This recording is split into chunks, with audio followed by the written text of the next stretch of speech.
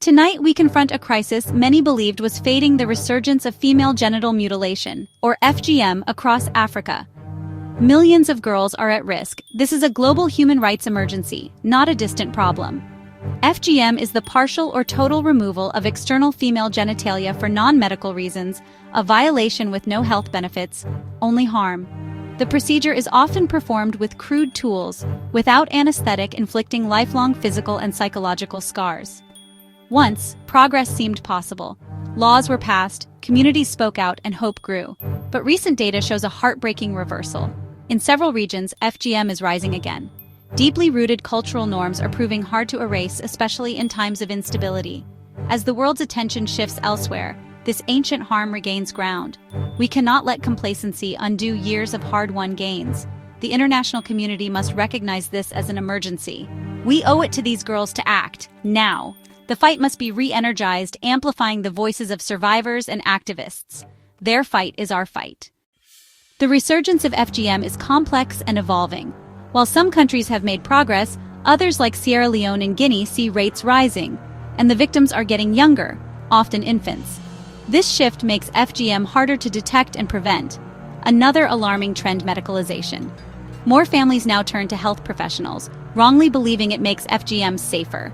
This only legitimizes the harm and violates medical ethics.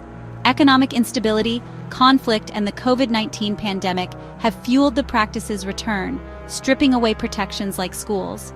FGM is also crossing borders, appearing in Europe, North America, and Australia. It's no longer a distant issue, it's global.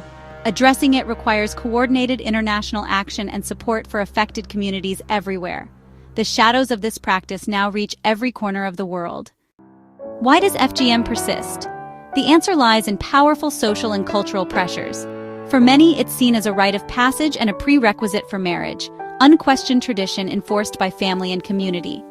Girls who refuse face exclusion and shame, mothers who resist risk being ostracized, grandmothers and elders believing they protect their granddaughters' futures, often perpetuate the cycle. Religion is sometimes wrongly invoked, though no major faith requires FGM. Silence or endorsement from religious leaders can entrench the practice. At its core, FGM is about controlling women's bodies and sexuality, rooted in gender inequality. Until these beliefs are challenged, the practice will endure. Change must come from within communities, supported by progressive voices. Only then can the cycle be broken. The consequences of FGM are devastating. Severe pain, infection, trauma, and lifelong health risks, including complications in childbirth. Survivors often suffer in silence, carrying deep psychological wounds and a loss of bodily autonomy. Laws banning FGM are vital, but enforcement and real consequences for violators are essential. Legal action must be paired with community-led education and support for grassroots organizations, especially those led by women and survivors.